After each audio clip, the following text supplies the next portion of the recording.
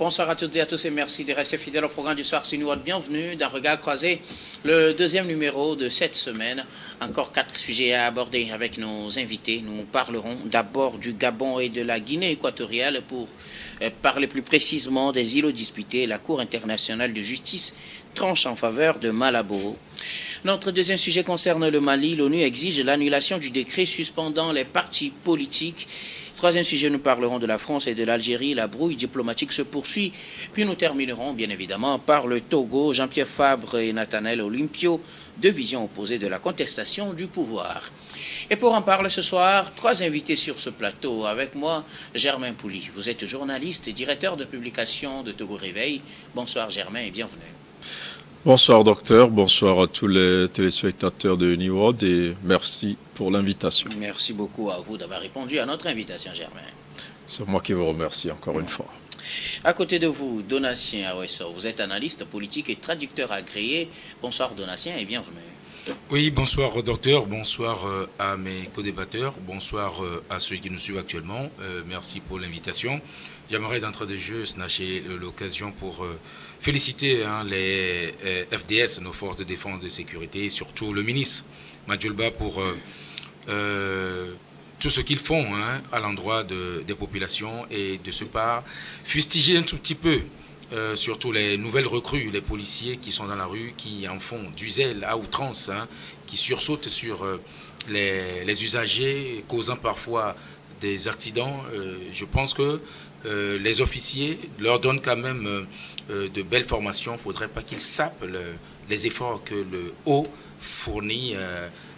Voilà, j'aimerais attirer l'attention des décideurs, surtout des corps habillés, de faire de la courtoisie à l'endroit de ceux qui sont les contribuables qui utilisent leurs sommes, leurs sous pour payer leur accoutrement et même leur salaire. Merci. Merci beaucoup à vous, Donatien Awesso, d'avoir répondu à notre invitation. Je vous en prie.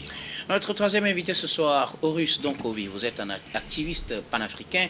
Bonsoir Horus et bienvenue. Bonsoir Guillaume, bonsoir à tous ceux qui nous suivent, bonsoir à mes frères qui sont sur le plateau et voilà, c'est un plaisir. Merci beaucoup à vous tous d'avoir répondu à notre invitation. Avec vous, nous allons aborder notre premier sujet. Nous prenons la direction de La Haye, où la Cour internationale de justice a tranché en faveur de la Guinée équatoriale dans le litige qui l'oppose au Gabon depuis des décennies. Les deux pays se disputent 3 îlots situés à 10 km des frontières de la Guinée équatoriale et à 20 km des frontières du Gabon.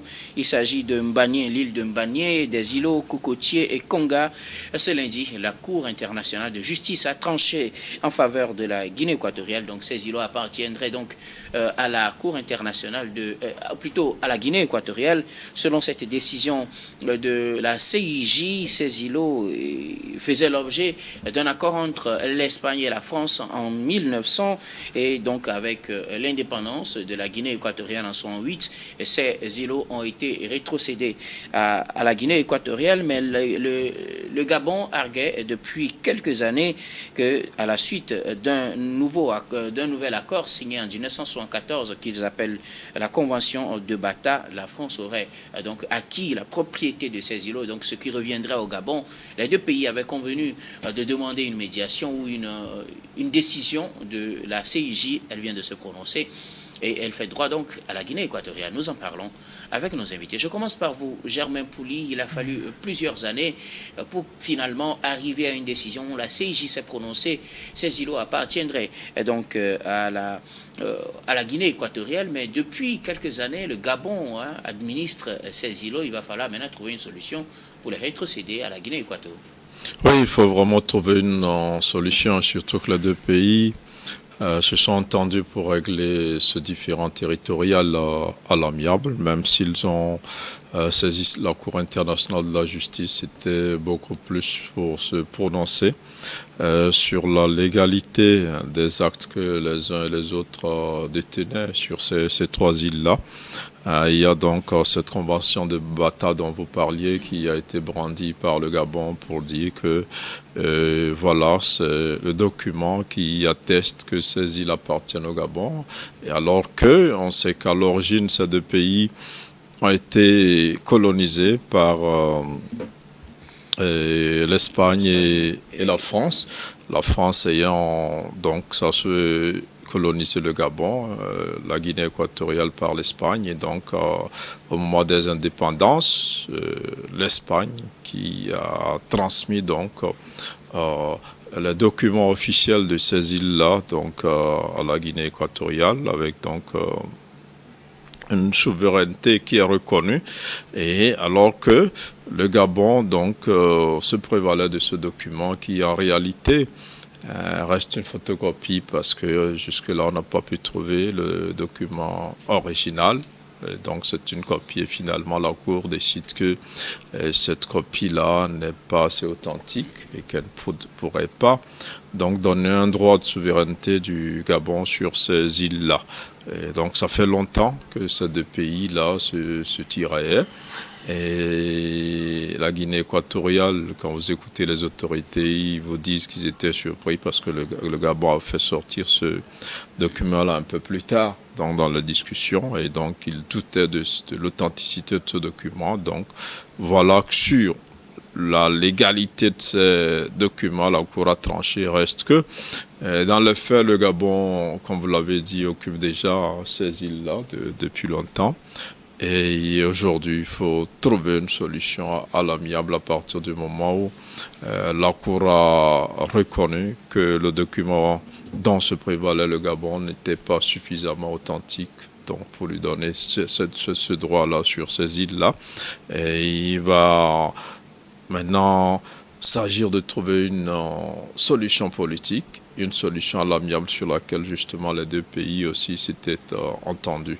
Reste à savoir quelle sera donc désormais la tournure des négociations à partir du moment où ce document ne semble pas être valable, même si du côté du Gabon, on insiste toujours pour dire que cette convention des Bata existe réellement et donne ce droit-là sur ces trois îles. On attend donc de voir comment ces deux délégations qui ont l'habitude de se rencontrer vont se servir de cette décision de la Cour internationale de la justice pour régler à l'amiable ce différend territorial. Merci beaucoup à vous, Germain Pouli.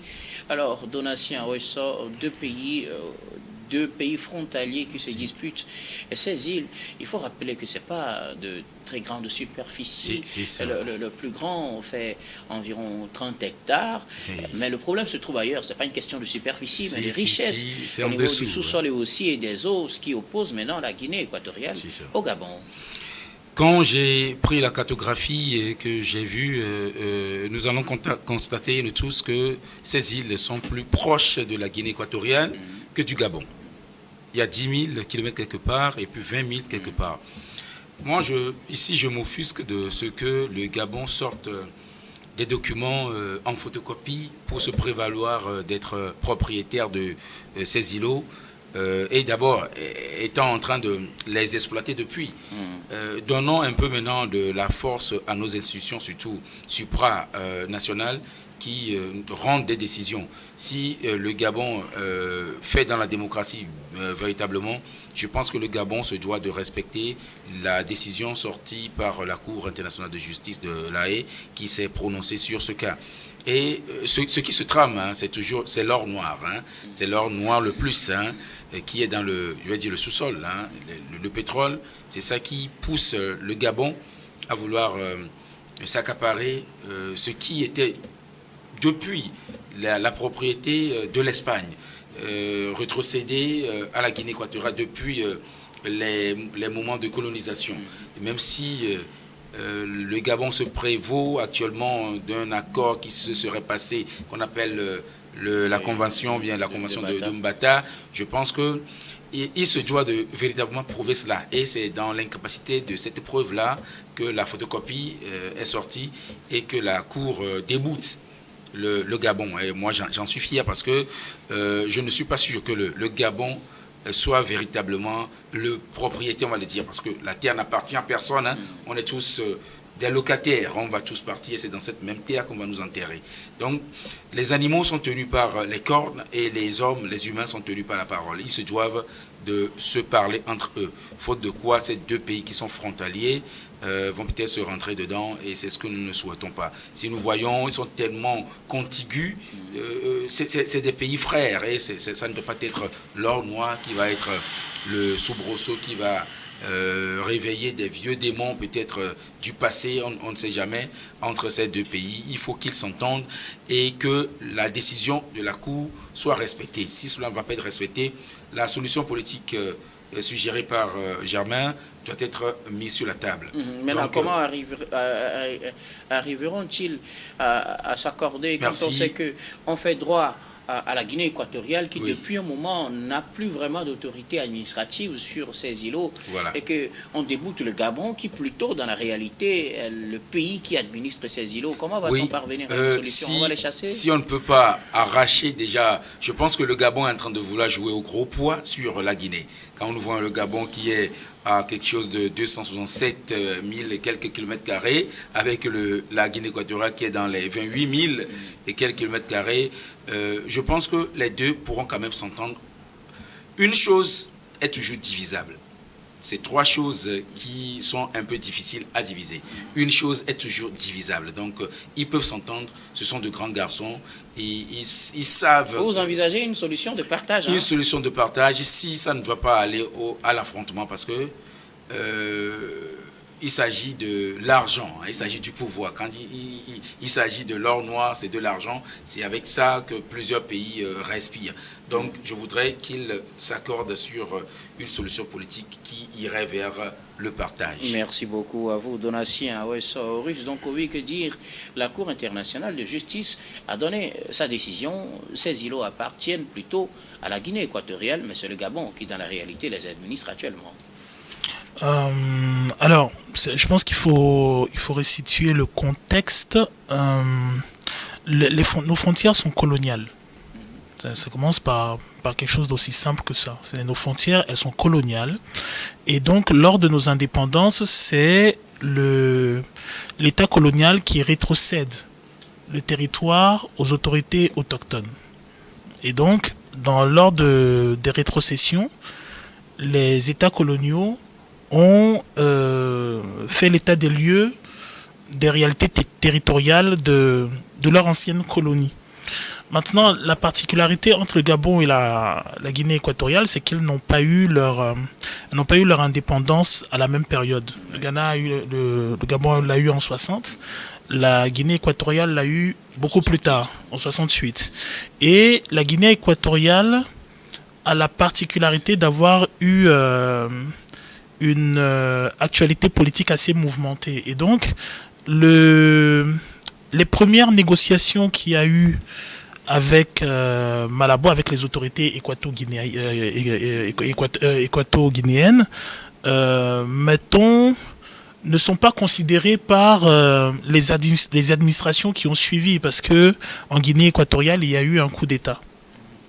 Et par conséquent, la Guinée équatoriale, les nouvelles autorités équato-guinéennes ne se sont pas reconnues dans ce qui avait été signé et ce qui a été conclu avant. Et malheureusement pour le Gabon, alors c'est là où je suis un peu étonné parce que vous me parlez de photocopie, mais moi ce que j'ai lu en fait c'est que en grosso modo ils ont signé des accords, le Gabon retrouve sa copie et la Guinée équatoriale dit non, nous on n'a pas de copie, on ne sait pas de quoi vous parlez. C'est ce que les nouvelles autorités équato-guinéennes disent. Alors bon, c'est un pays qui a comme la plupart des pays africains qui partagent les mêmes communautés, donc ce sont les mêmes peuples sur les deux territoires. Je pense que Monsieur Bongo, disons Elijah Omar Bongo et son Théodore Obiang ont essayé à un moment de pouvoir résoudre le problème de façon amicale, mais la chose est telle que dès lors qu'il y a eu l'accord de 74, les autorités gabonaises ont occupé les îles. Et je pense que la Guinée équatoriale a fait simple, c'est qu'elle a saisi la justice pour que tout le monde soit situé dans ses droits. Et maintenant, la justice vient de se prononcer. Comment envisagez-vous l'avenir? Le Gabon non, mais c'est simple. Oui, c'est aussi. On va procéder à des négociations. Non, mais la justice s'est prononcée. Si c'était possible de régler à l'amiable, je pense que depuis les indépendances, depuis 68, cela aurait été fait. Donc, ils ont essayé dès 68. Cela n'a pas marché. Ils ont essayé en 74.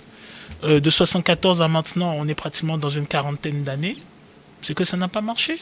C'est une cinquantaine d'années que ça n'a pas marché. Et donc, je pense que c'est parce que ça n'a pas marché que un des pays a saisi la justice et que maintenant, il y a une décision de justice. Et donc il n'y a plus question de négocier, même oui, si les autorités ouais. gabonaises disent qu'il faut maintenant aller aux négociations. Les autorités équato-guinéennes ne se sont pas encore prononcées. Est-ce que le Gabon est dans l'illusion en pensant à une négociation? Moi, je pense que la Guinée équatoriale ne fera pas marche arrière. Pour la simple raison que très souvent, d'ailleurs mes amis m'ont dit, mes collègues l'ont dit, la plupart du temps, oui, nous on voit des îles. Mais en réalité, ce qui se dessine, c'est que ce sont des richesses, des richesses minières. Et halieutiques, exactement. Sûr, parce que les eaux aussi, hein. Exactement. Et donc, ce type de richesse-là, ça ne se négocie pas, ça ne se dispute pas. La Guinée équatoriale va en faire une question de souveraineté. Le Gabon a perdu côté justice. À la rigueur, peut-être, je ne sais pas si cela est permis, peut-être vont-ils faire appel. Mais j'estime que en 50 ans, s'il n'y a pas eu de négociation amicale et qu'on est parti à la justice, c'est qu'il n'y aura pas de négociation amicale après. Il n'y a pas d'illusion à se faire. Donc, Germain, vous voulez ajouter quelque chose? Moi, je pense quand même qu'il faut rappeler que ces deux pays sont toujours dans la logique d'un règlement à l'amiable parce que, comme le disait Horus, il y a toujours des peuples qui sont partagés entre ces pays-là. Et à partir du moment où le Gabon a déjà envahi, entre guillemets, les trois îles, il va falloir discuter pour voir comment rétrocéder, ne serait-ce que l'appartenance de ces îles à la Guinée équatoriale, même si dans les faits, peut-être, il y a certaines activités qui sont déjà menées. Maintenant, après, ces richesses potentielles dont regorgeraient ces îles-là ne sont pas encore totalement exploitées. Et donc, quand le moment viendra, il faut que ce soit clair que c'est la Guinée équatoriale qui a droit sur ces richesses-là et qui peut engager donc des mécanismes pour les exploiter. Donc, je crois que pour la Guinée équatoriale, c'est une grande victoire. Ça clarifie une situation parce que il y a déjà les indépendances qui ont clarifié un peu les choses, mais il y a ce document-là dont se prévalait. Le Gabon aujourd'hui est reconnu pas assez crédible. Donc à partir de ce moment-là, je crois que c'est dans les faits maintenant que ces deux pays doivent s'entendre quand le moment viendra d'exploiter, notamment sur le plan économique, ces îles-là.